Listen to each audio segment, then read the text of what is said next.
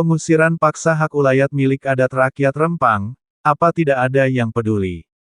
Pengusiran paksa terhadap rakyat sendiri, yaitu warga Pulau Rempang, sepertinya meniru kasus-kasus yang terjadi dan dialami oleh rakyat Rohingya, yang dilakukan oleh rezim penguasa Myanmar. Sebagaimana telah lama terjadi dan diketahui oleh bangsa-bangsa lainnya, pengusiran paksa terhadap rakyat di Rohingya Myanmar oleh rezim komunis, benar-benar telah menjadi kesedihan, dan tragedi kemanusiaan yang sangat memprihatinkan. Nah, khawatirnya kasus pengusiran seperti di Rohingya itu, ternyata mulai dipraktekkan oleh penguasa dan terjadi di Negara Kesatuan Republik Indonesia yang kita cintai ini. Apakah cara yang dilakukan oleh rezim penguasa Myanmar tersebut, benar-benar akan terjadi di negeri ini, dan dimulai dari Pulau Rempang ini, kita harus waspada dan segera bersikap. Apalagi jika kita merujuk apa yang pernah dikatakan oleh Presiden Jokowi yang dimuat dalam pemberitaan media 5 tahun lalu, Jumat tanggal 24 Maret tahun 2017 dengan judul, Presiden tegaskan tak ada ganti rugi lahan. Artinya, bisa jadi kasus pengusiran warga Rempang tersebut sudah lama menjadi agenda yang direncanakan.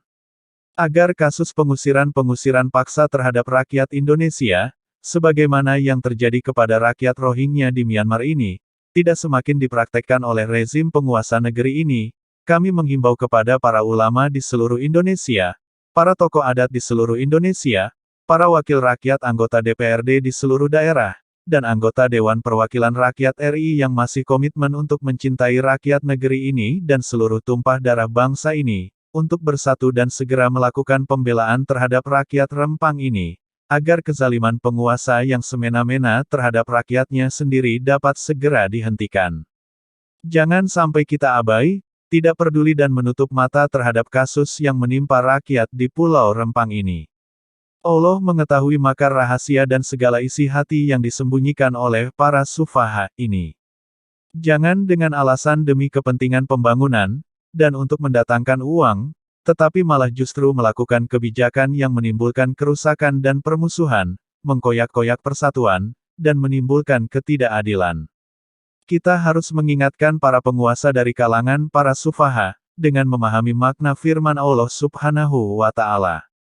Allah Subhanahu wa Ta'ala berfirman dalam Quran Surah Al-Baqarah ayat 11 yang artinya, dan apabila dikatakan kepada mereka, janganlah berbuat kerusakan di bumi. Mereka menjawab, sesungguhnya kami justru orang-orang yang melakukan perbaikan, atau pembangunan.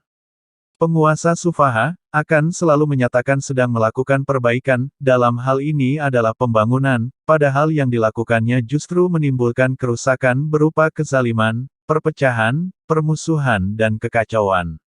Allah Subhanahu wa Ta'ala memberitahukan bahwa yang mereka lakukan justru menimbulkan kerusakan, termaktub dalam ayat selanjutnya, Surah Al-Baqarah ayat ke-12 yang artinya, ingatlah, sesungguhnya merekalah yang berbuat kerusakan, tetapi mereka tidak menyadari.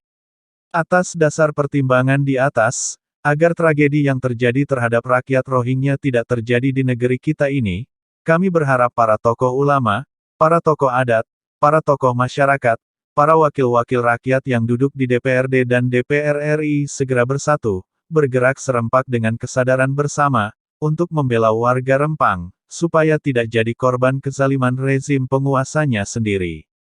Dengan gerakan pembelaan bersama terhadap warga Rempang, diharapkan kasus-kasus serupa di negeri ini tidak akan terjadi lagi.